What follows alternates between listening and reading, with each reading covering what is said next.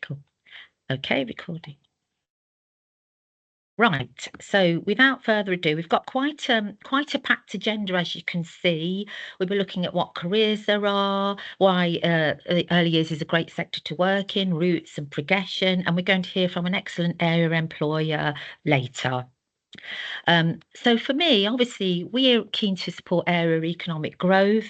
Just a little bit looking at the local area sector, you can see that there's about 4,000 people employed in the sector, and it's actually 5% above national averages. But what's key is it's set to grow by 8% by 2030, possibly even further, because the government will be funding new childcare places. We're also keen that we can attract more men into the sector because, as you can see from there, it's 93% female working in the sector. So now I'm going to hand over to a really great colleague who works for Leicestershire County Council. It's Victoria Cockram. She's the Workforce Improvement Advisor for Early Years in the county, and she's going to talk about the Do Something Big campaign. So welcome, Victoria. Thank you, Anna. I hope everyone can hear me okay. So as Anna has said, my role within Leicestershire County Council is to support the recruitment and the retention within the early years sector. That includes working in day nurseries, preschools, schools and wraparound care provisions, as well as childminding. And this is alongside the big government campaign, #DoSomethingBig. You may have seen some of the promotional material if you go to the cinema, on the TV, in shopping centres. It's been a big, huge national campaign to encourage and inspire as many people to begin their career in childcare, either once finishing their GCSEs and going on to their next stage in education, or for those that are looking to make a career change and find a career that is very rewarding, but also makes the difference to the lives of the children and families that you're working with. So we thought it'd be useful just to play the very short clip of the campaign, just to see whether it rings any bells with you all, but also it gives a really great starting point for the rest of the presentation as well. Thank you, Anna.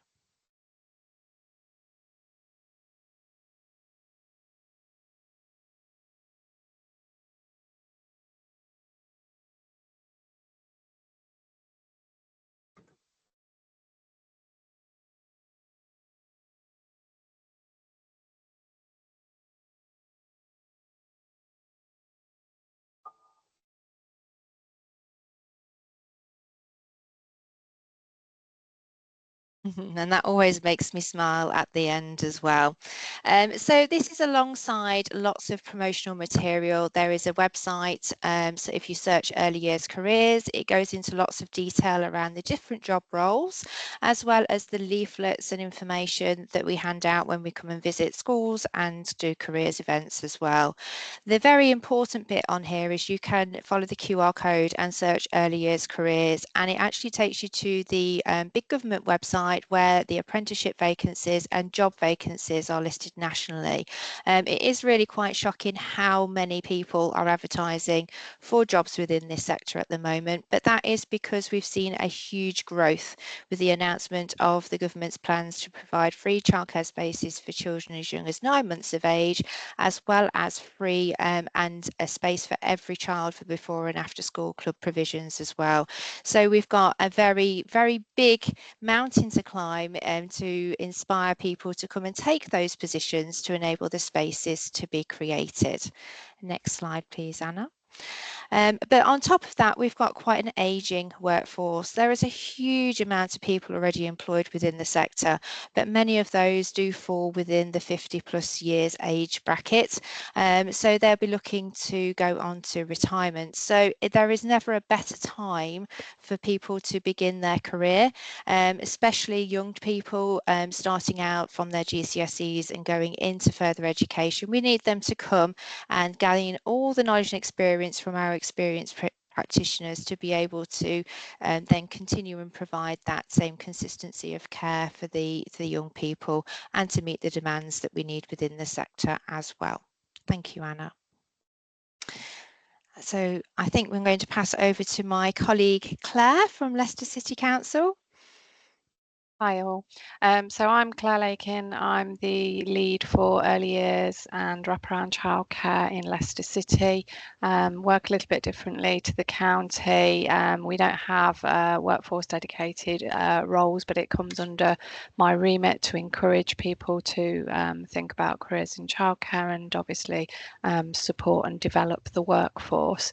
As Victoria's alluded to, you know, it's a time of significant change in the sector and therefore demands on recruiting people into early years and childcare work is really high priority.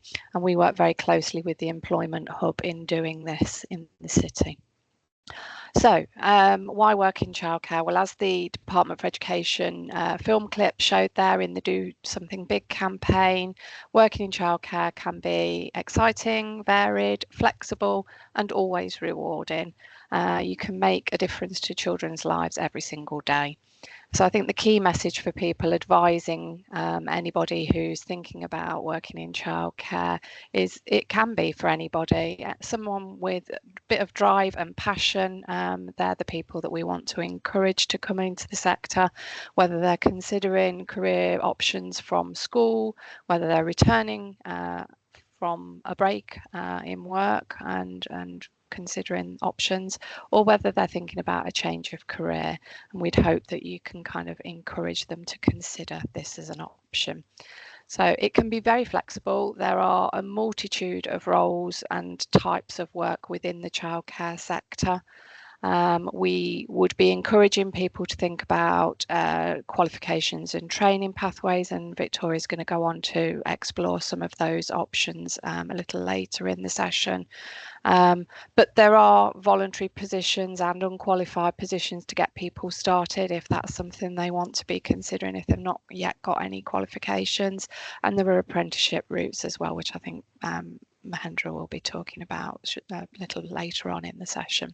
So lots of flexibility, full-time, part-time, term time only positions. You know, there really is something for everybody. As I've said, voluntary opportunities, work as an unqualified assistant, or then hopefully progressing towards qualified practitioner posts, lead practitioners, and then progressing hopefully to management, deputies and managers are required in all group care provision. And then there's specialisms that people can take on, working with children with special educational needs, or working with a lead on around safeguarding children. So there are all those different types of roles that can be sort of developed as a career pathway as you go on. It's a continuous opportunity to progress and develop in a career. So options in terms of where you could work: private, voluntary and independent sector day nurseries in the city and county is where a lot of our provision is, but there are also still preschools and playgroups. Or people could consider working as a self-employed childminder, and that could be registered with Ofsted, or it could be working as part of a childminding agency, which gives the opportunity for some support around working as an individual, but with the support of the agency around them. Wraparound provision, very much on the government's agenda at the moment to develop all primary schools having before and after school care, as well as breakfast clubs coming along on the policy agenda as well. So, you know, flexibility for that sort of part-time employment is an option. And certainly in the city, more than 3/4 of the schools have nursery provision within the school. So again, that's another option of where it can work. So there's two clips that I'm going to sort of put a spotlight on from the Do Something Big campaign, but I suppose it's just a case of being aware that these clips and many others of the different types of work areas that I've just described are hosted on that Do Something Big website. So it's always worth being aware of that so that you can signpost people to it. So I think first of all, there's a clip from a registered childminder, I believe, Anna. Yeah.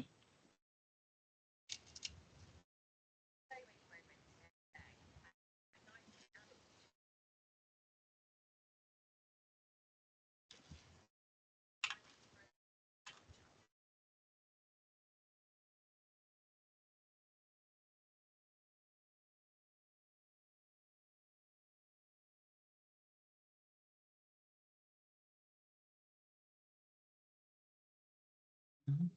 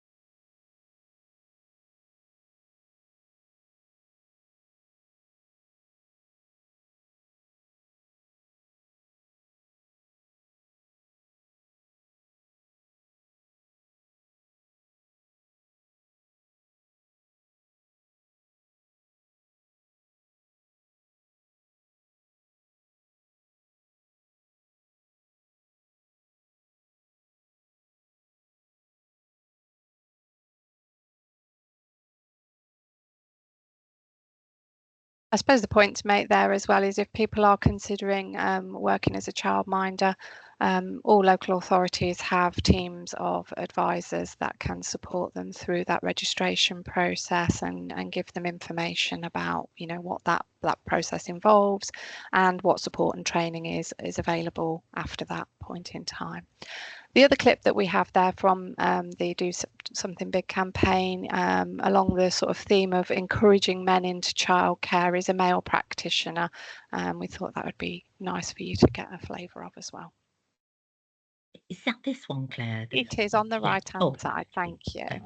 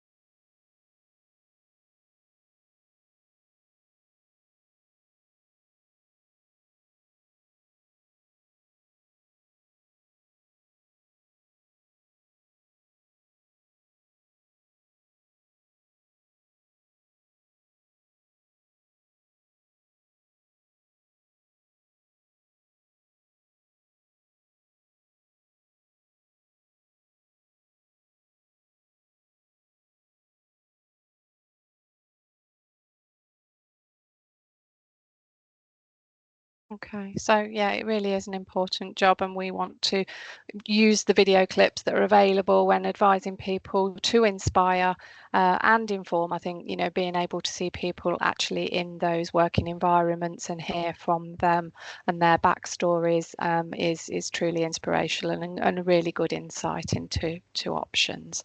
So thinking about sort of skills and qualities that people need, you know, we really want to welcome in enthusiastic, committed and passionate individuals. So, you know, if you're advising people and they have these skills and qualities that are up on the screen, you know, please encourage them to to consider this as a career option. Obviously, working with all people, communication skills is important, but in terms of sort of developing individuals and influencing them in their early childhood, having good communication skills, being creative, fun, being a good team player, having some enthusiasm, being very inclusive, patient, caring, understanding children as they develop, all important skills and qualities. Okay, so I believe, is it on to back to Victoria to talk about some some training pathways and routes into the sector. Victoria. Yes, that's correct. Thank you very much, Claire. So post-16 options, the government has streamlined three very succinct pathways for young people, A-levels, apprenticeships or T-levels, all of which enable young people to develop and build a career and to achieve a degree at the end of that journey also. A-levels is a very academic focus. It requires the individual to pick 3 subject areas. One of those could be an A-level in child development, but it's more focused around the UCAS points to enable the young person to go on to university, where they could complete a degree working with children and families, go on to do their early years teacher status, and then begin their employment within the sector. Apprenticeships and T-levels are slightly different because they have that work experience element attached to that qualification. An apprenticeship is where they are employed by the employer in the nursery provision, and they have a training provider who delivers the training aspect alongside it. The qualifications could be done at a level 2 or a level 3, but it's that level 3 qualified status that we're looking for to be able to be counted in ratios and fully qualified for working with children in all of the settings that we've listed today. That requirement does come with some English and maths restrictions. So at the end of their level 3 qualification, the government states that they must hold a GCSE grade 4 or a functional skill level 2 in English. It has been relaxed for the maths side of things, but to progress into a more senior role within the sector, maths at grade 4 or a functional skill level 2 is required for that as well. But the qualification structure allows the young person to still continue working towards their English and maths alongside that apprenticeship qualification as well. The apprenticeship typically for a level 3 lasts between 18 months to 2 years, and at the end of that the young person will need to undergo an endpoint assessment, which is a practical assessment of their skills and behaviours of working with children through an observation, structuring a portfolio of evidence and a professional discussion as well to judge the level of competency. A T-level is a little bit like an A-level and an apprenticeship all mixed up together to get your T-level. It has that classroom learning element side of it, as well as a 750-hour work experience placement within up to 2 different settings. It enables the individual to still have that coaching and support from that classroom structured environment, but also to have that work experience feel and to be guided in that role by the employer to achieve that qualification. There are exams at the end of it, very much like A-levels, at the end of year 1 and year 2, and for early years that practical element of being observed in practice still features heavily within that T-level qualification. The only difference between an apprenticeship and a T-level is that a T-level carries UCAS points. So upon completion, the young person could decide to go into employment, or they could decide to go on to university and complete a very similar pathway to the A-level option. But the beauty of the apprenticeship and the T-level is that within the early years sector, the CPD and further training requirements are really quite vast. You can continue learning and earning at the same time and work towards a level 4, 5 or 6 apprenticeship or qualification alongside your job role and still achieve that early years teacher status as well alongside it. So the career prospects and progression opportunities are really quite vast within the early years sector. For those individuals who are 19 plus and maybe didn't choose the pathway straight from school, there are many different options that they can undertake. It used to be an apprenticeship was just for young people. It's not. Anybody can do an apprenticeship now of any age, and they can apply for apprenticeships as well when the employers are listing them on their government website. The apprenticeship would be exactly the same regardless of your age, and again it's working towards achieving that level 3 qualified status. For individuals who maybe haven't got the English and maths requirements or aren't quite sure if they're working in early years is for them, we have some fantastic opportunities in the form of skills boot camps and sector-based work academies. These are very short, succinct programs, often about 12 weeks in duration, where individuals can have some teaching and learning around the fundamentals of what it's like to work with children, a little bit of work experience, achieve a paediatric first aid qualification, and have an interview at the end and go into setting to make sure that that's the right career pathway for them. The skills boot camps are fantastic because they actually form the first part of an apprenticeship. So for an employer moving on from an individual who's been on a skills boot camp program, the transition through to an apprenticeship is really quite seamless and enables the individual to be able to work towards that level 3 qualification a little bit quicker as well. But all of these are surrounded by the world of employment. You can work in early years unqualified, particularly within the wraparound care sector, or some nurseries will employ some unqualified staff as well for some parts of their roles. So again, it's also worth signposting individuals to see what job vacancies are available within their local area as well. But the main entry requirements are those English and maths to be able to make a progression and get some experience, but also the ability to have a more senior role within the nursery. If I could go on to the next slide, please, Anna. And also, you know, lots and lots of emphasis is on that fun and enjoyment of being around children. You need to have a cracking sense of humour. You have to be able to get yourself dirty, play around in the sand and the water, and enjoy being around children. And I think it's fair to say there's not many jobs where you can actually have fun yourself while providing a safe and secure environment for the children as well. All of this forms the knowledge, skills and behaviours of being a good early years practitioner, and it supports the environment that we're providing. And next slide, please, Anna. So people always say, well, what will I do in that job role? The misconception is that it's wiping noses and changing dirty nappies, but actually we do a lot more as early years practitioners. We follow the EYFS curriculum, very similar to primary school teaching. However, it's tailored towards the age and stage of development of the children that we're looking after.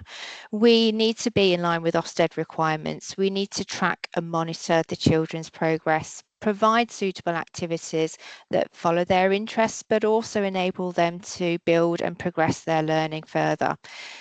There's lots of policies and procedures there in place to keep the children safe as well as the staff. So early years practitioners, we need to know those and work in line with those at all times while creating a fun and engaging play environment for the children. They need to come up with lots of innovative ideas, different ways to shape children's learning. It's not just providing a bucket full of sand, it's the educator's role and their engagement in that sand activity that extends the children's learning and helps them to achieve some really great outcomes as well. We do manage some personal care, but also we engage and coordinate lots of other agencies working alongside parents for children that may be identified as having additional needs. It's the early years practitioner's role who is at the forefront of getting the things in place that child's needs and communicating with all of the other professionals as well.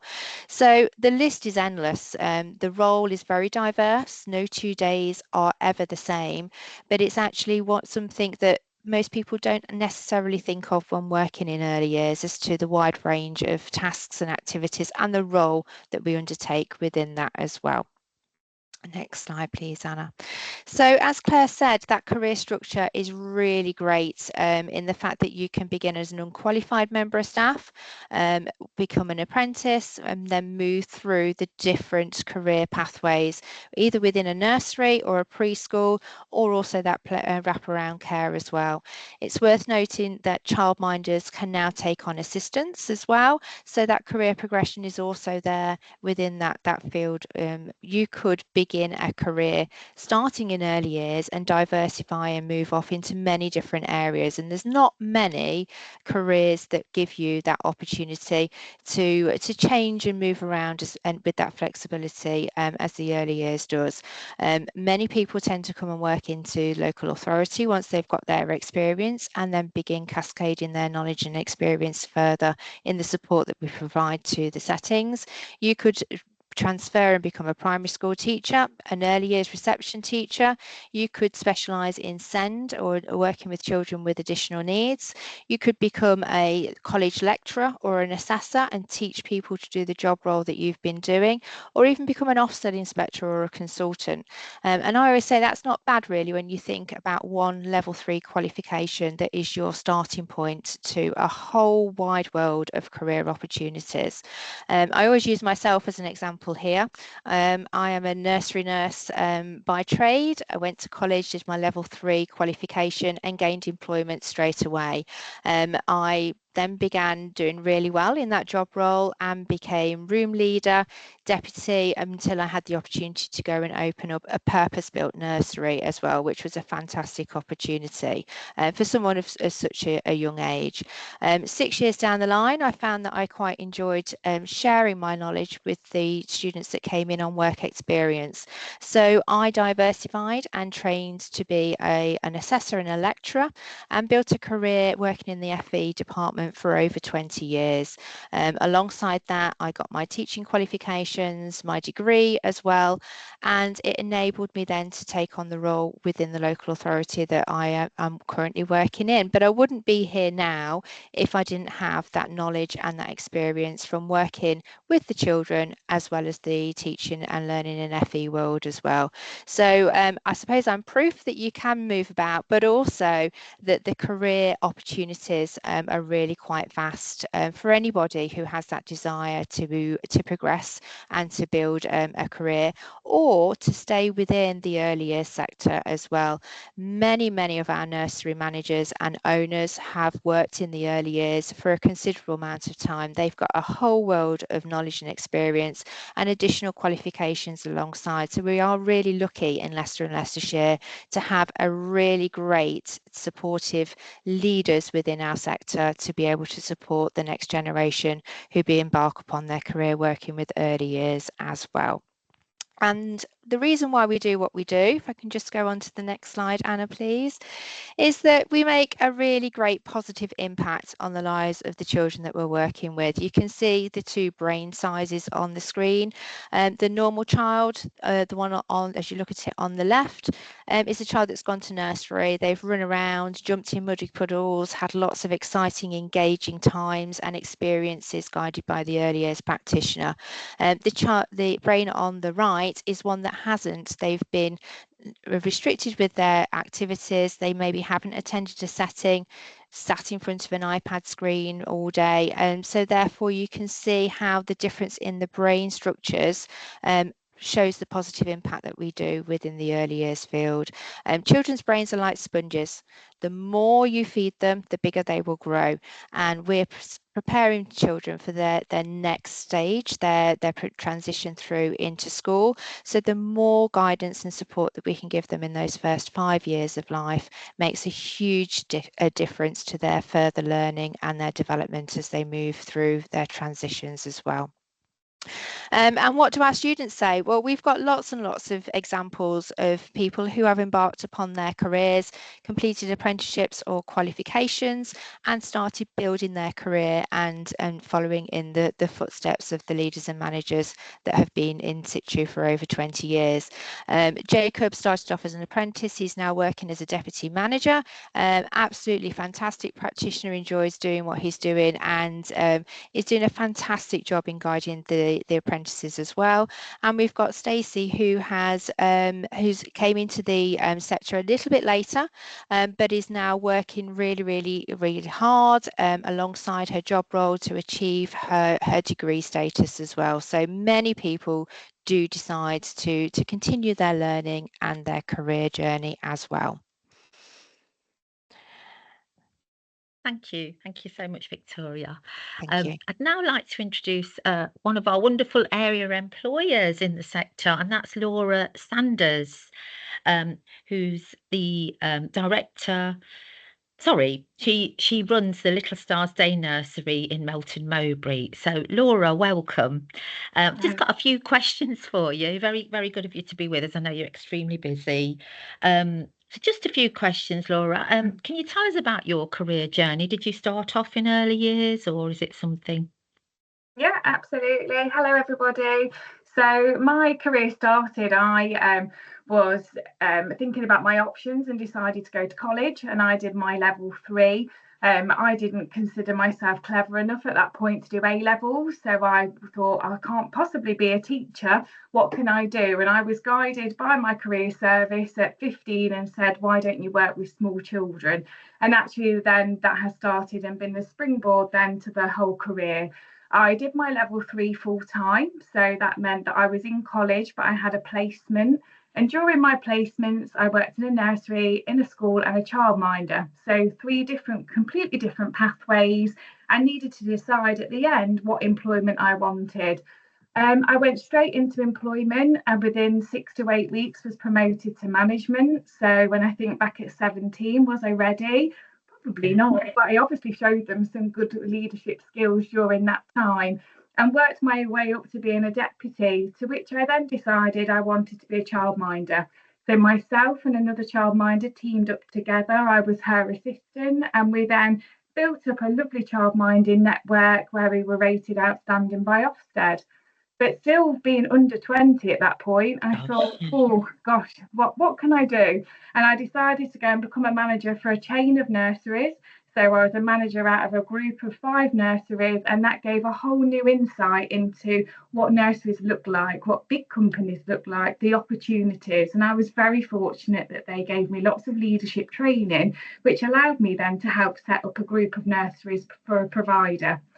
And then when I did that, I thought, I'm not sure where I want to go from here. I feel like I've done lots of management, and decided then that actually the guiding and supporting staff was something that I really enjoyed. So I did my teaching qualifications to teach post 16, so wanting to deliver the childcare qualifications, and went into being a lecturer at a college, which then led me then to having my own 2 children, which you can see on the screen. So a lot of my experience led to having my 2 boys, but then actually teaching kept me away from my boys. So I then went back into early years and decided to open my own provision. So 13 years later, I'm still the owner and director of my provision. So we're based in Melton Mowbray. The 2 boys have been through Little Stars, so they started off as babies and have worked all the way through. And we now have 2 settings in Melton which cater for children from 9 weeks, sort of 9 weeks to 9 months, whenever they want to start, all the way through to an out of school provision for children in a primary school.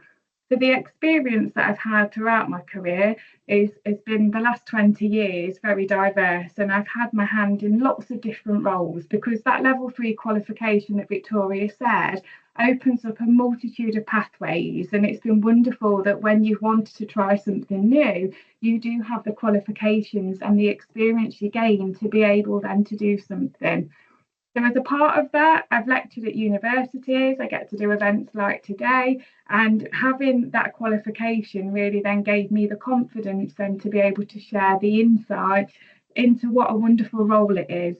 But my happiest is being with the children. You will catch me on a regular basis being within the preschool rooms, having baby cuddles, offering to change nappies, because I'd rather do that than my job as an accountant some days, doing all the boring paperwork, because that actually gives you the satisfaction.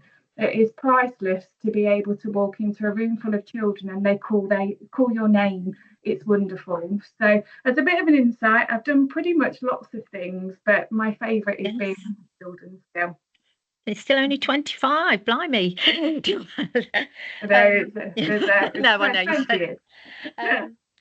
So obviously you're a manager. What recruitment issues do you see, but also opportunities in the sector? I mean, do you struggle to recruit, or do you get inundated? What do you see in the sector when you're trying to recruit? Yeah, when we try to recruit, a lot of future employees don't know what the sector involves. They Yeah. have, like Victoria said, misconceptions of what it is. We're just playing, and it isn't. We're educating children. We are helping to support their overall development, and having that understanding of what the role is the biggest challenge. A lot of employees have children, so they want to come into the sector because they've got their own children. But actually, childcare can be from 7:30 a.m. when we open until 6 p.m., which is why the government initiatives of having wraparound care of schools is so important, because that will allow the sustainability of people coming into the sector, the ability to work, because funding can be used for up to 10 hours a day. It's not necessarily the same as school hours. So sometimes that can be hard for parents that want to come and work in childcare to be able to look after their own children as well. A lot of misconceptions about apprentices. People will think that if you're a more mature person wanting to come into the sector, that you have to be paid an apprenticeship wage. Now, sometimes some settings will do that, but others will pay the minimum wage if you have the skills and attributes that are going to become a really lovely qualified person. It's something that all nurseries run their businesses differently, but you want somebody that really wants to join the sector and wants to learn. And if you've got that, then many nurseries will want to encourage and try to foster that love and nurture. And if we can offer a qualification along the side of it, that's really good too. Oh, that's great. No, thank you. And a lot of the people on the call support young people and adults into work. So what makes an applicant into the sector stand out for you? What? Yeah, the first thing I look for straight away is just having the confidence to communicate. Sometimes walking into a room full of adults can be hard, but children are your biggest critic. They will comment on everything. What are you doing here? Why are you here? Children at 3 have no inhibitions whatsoever to ask you questions. And the best indicator if someone is suited to that sector is being able to get down on the level of the children and have a conversation. Being able to demonstrate good language, even though you might not know what to say, but finding a way to communicate is really important. Reading stories to children is something that lots of adults don't have time to do. Making time for children, not being rushed, being able to give what you've got to the children and being very, very forward facing with them. That's what you see in the first 5 minutes when you meet someone. They'll come up to you with an object as if they've never seen it before, and they'll want you to share the same enthusiasm, whether it's an odd sock they found or a ball with mud on. We still need to give it the same enthusiasm that we've ever, as if we've never seen it. And that's something you sometimes can't teach somebody, is that we want that enthusiasm for life that children have, and we want that to be really present initially. And actually, laws, legislation, policies, that can all be taught, but that genuine love to want to engage with children and having good communication skills is actually the key. Thank you. And last question, Laura. So what top tips would you give to people wanting to get into the sector? Is there something that would really enhance their chances, or is it that enthusiasm, as you were saying? Yeah, I think being sort of open to researching is important. Having an understanding about the types of learning that children need, having a little look at curriculums is good, but overall just having some skills and some experience, whether that may be they've done some voluntary, or they've wanted, if they've got a prospective nursery they want to go to, they might want to come and engage in some voluntary work.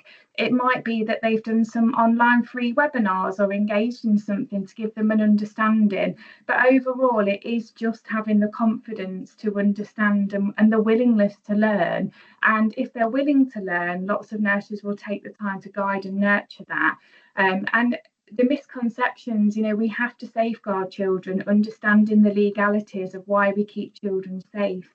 these boot camps and things, if they engage in that and they understand the reasons we do things and why we do it and how we do it, that then means that their employability is then suddenly much more, even with no qualification, much better for staff, because we've already got that foot in. We haven't got to go back to basics. They have that general understanding. So if they can do that and they can show the willingness to learn and do a little bit first, then that means that that interview process, they'll have something to contribute to that. Yeah, cracking. No, thanks so much, Laura. I mean, there's lots of other things I'd like to ask, but we're running a bit behind now. But thank you so much for your time. Just asking people on the call, if you have got any further questions for Laura, if you want to put them in the chat, we'll try and get them answered at some point after the webinar. But thank you so much, Laura. Really appreciate that. Sounds like you're a star yourself in the sector. So your nursery is well named. So thanks again. Thank you. Right. So very quickly now, back to Victoria to do a little bit of myth busting about the sector.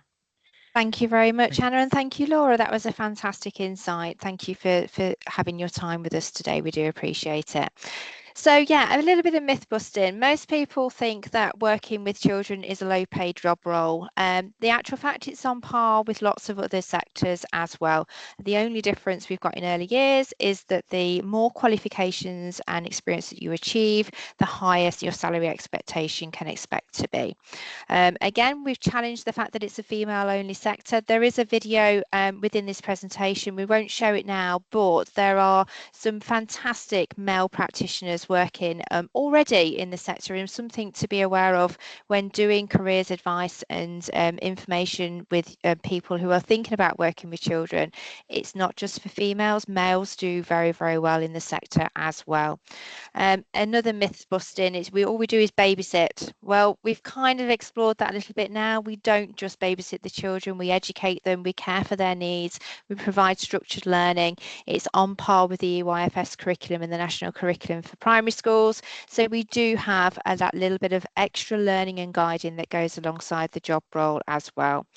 We've already challenged the career structure. Both Laura and I are testaments to the way that you can navigate that pathway from that initial starting qualification of a level 3. And anyone can work with children, can't they? You don't need any qualifications. Well, yeah, you don't necessarily need them to start off with, but to achieve that higher salary and also that career expectation and the level of working with children as a level 3 practitioner to enrich their skills, you do need that knowledge that a qualification gives you alongside that practical element of working with children as well.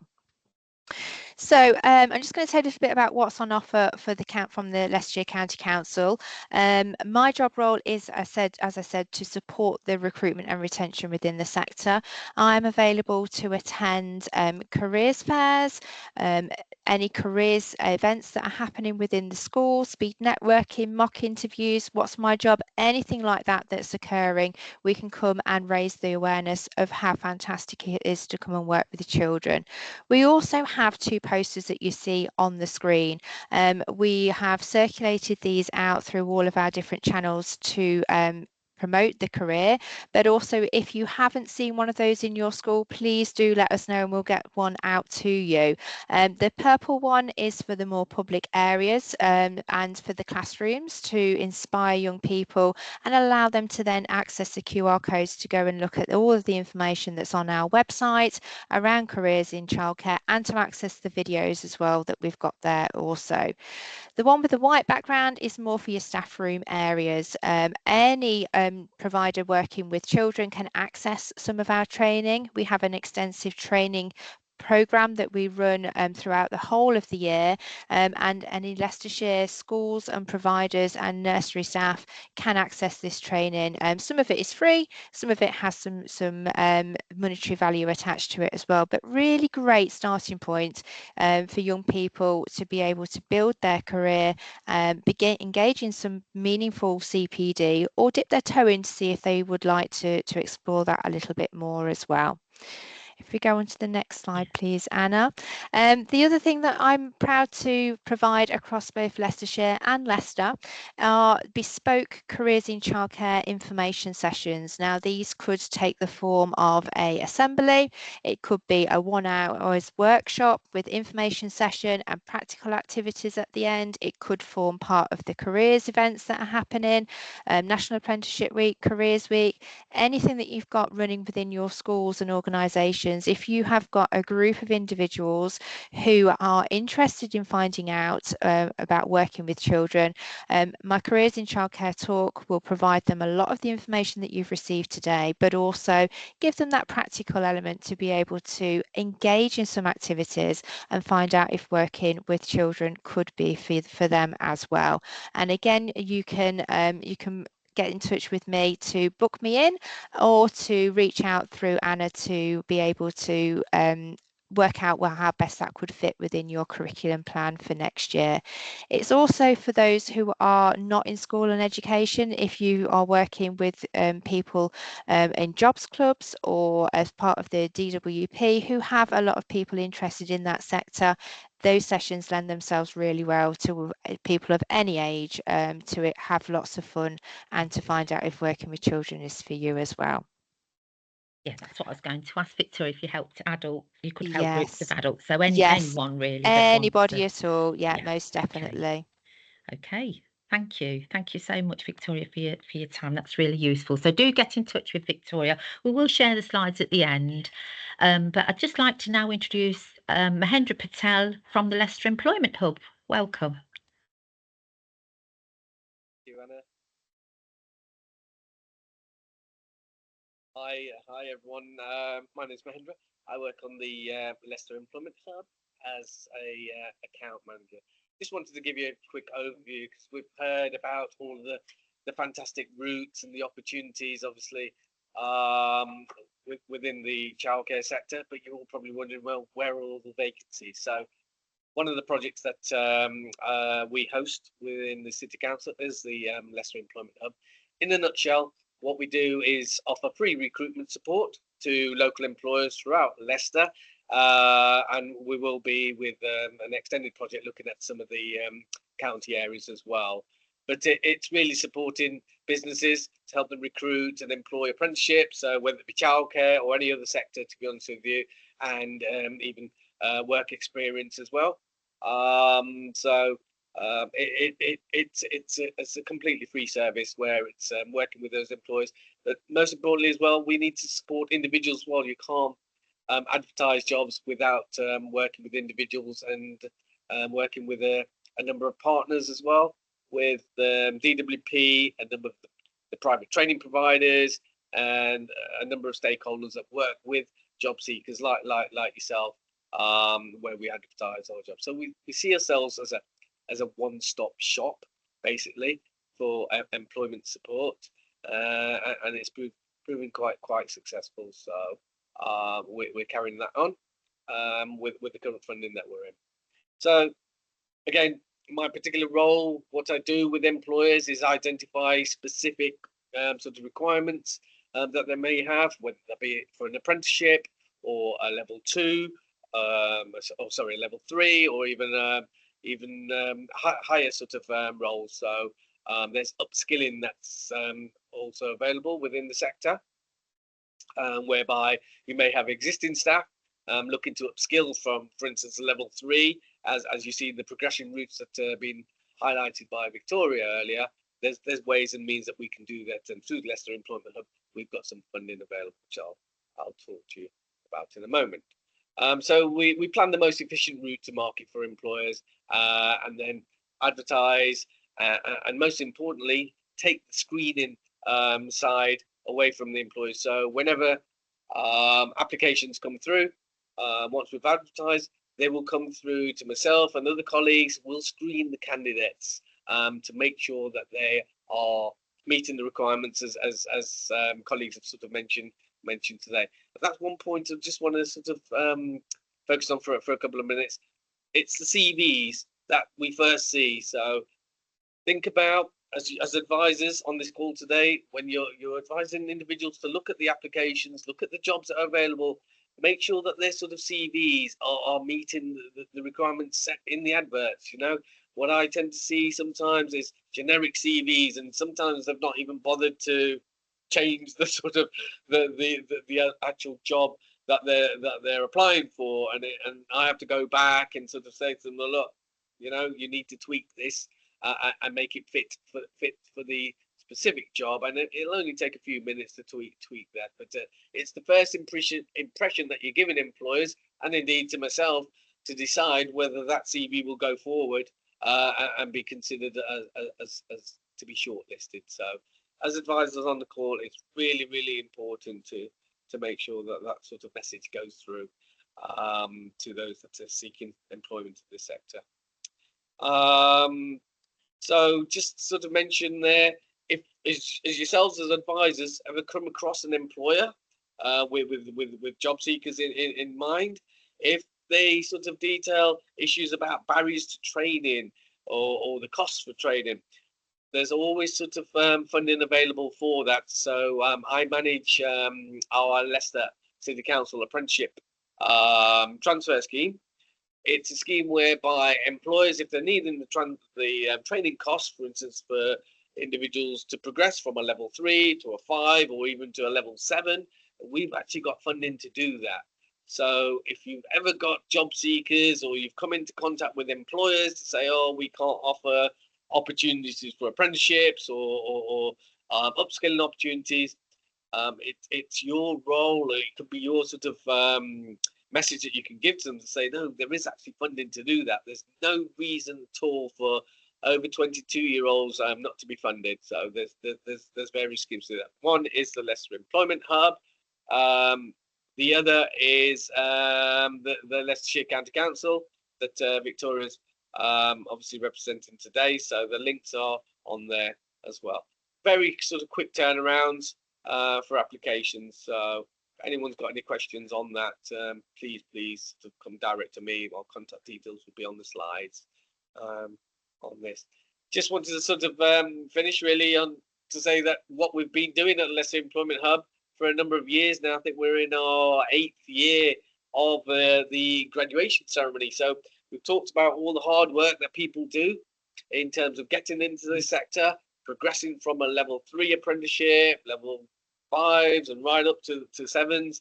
Really want to sort of try and celebrate that for everyone concerned, not least the learner and the apprentice, but also the employers, also family and friends. So what we've been doing for a number of years is running our annual graduation ceremony. So it's an opportunity for apprentices and people progressing through the sector to have that recognition. You know, it's not easy going through all the qualifications and all the learning that learners experience. So this is a really good opportunity for your learners to help celebrate, really. So the next one of these is on the 4th of July at De Montfort Hall. I'm not sure if you've already referred learners to some of your employees or learners to this, but just bear that in mind in the future, really.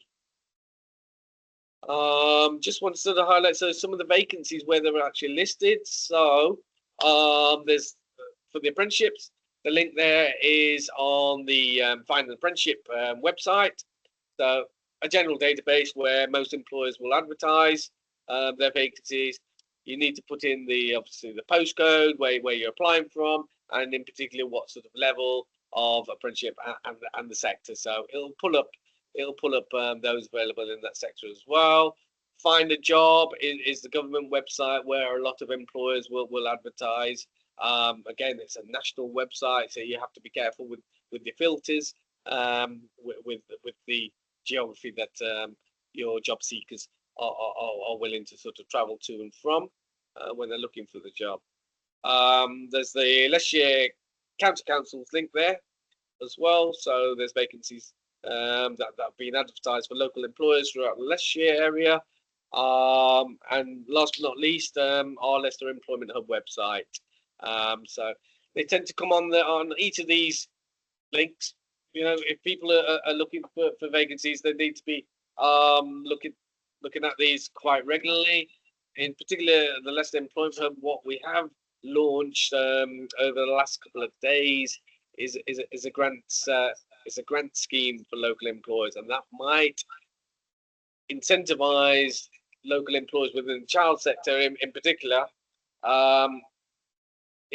to offer more childcare vacancies. So please look out for those over the next few weeks. We'll be sending out the adverts to local training providers on how to apply, but there will be more of perhaps the wraparound sort of type roles where it's been highlighted earlier, for breakfast clubs, maybe after school care, and such like. So there will be strict parameters for those individuals to apply. So we're particularly looking to try and recruit those that have been unemployed for at least 6 months, with a number of the other governments of the criteria with some of the barriers that these groups are often facing to get into employment. So it's a bit of an incentive for employers to take on some of the job seekers that colleagues on the call today may be working with. So please look out for that.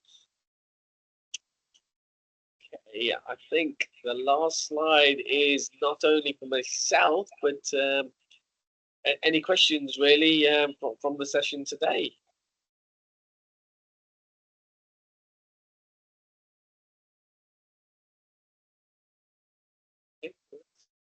Hopefully, it's a good sign that we've covered everything, and or maybe everyone's ready to log out too. But Yeah. Okay. Yeah. What we will be doing as well is sending out some evaluation forms, and be really useful to help us with our planning process for future sort of sessions like this. If you wouldn't mind sort of getting those back to us as soon as possible, we can sort of change the format if you feel that something would have been better or less of. Please feed that back to us. Yeah, thanks so much, Gus. That's really great. And thank you to all of our wonderful speakers today, Laura, Claire, Victoria and Gus. And thank you all for attending. As Gus said, we will be doing an evaluation. If there are other sectors you'd like us to cover going forward, we can also do that. But we've got a really great team that can support you and the clients that you're supporting into the early years sector. So really do make the most of the help on offer. But thanks everyone for your time. Really appreciate it. And then we'll keep in touch. We'll keep in touch with all of you around any future webinars and updates on skills, etc. Because there's a really big agenda to get people back into work and also help young people to start out into work. So thanks again for everyone. All right. Thank you. Goodbye.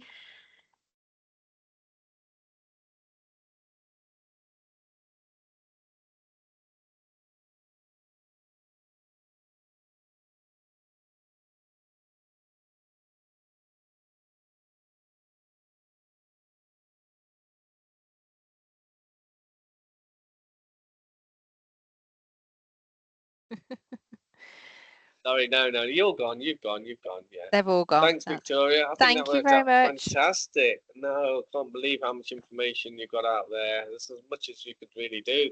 I think within the last. Should we stop recording? Oh yes. Oh right. I think it's stopped. I think no, it's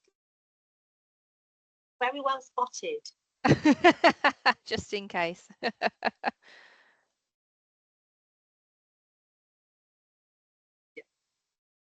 We stopped.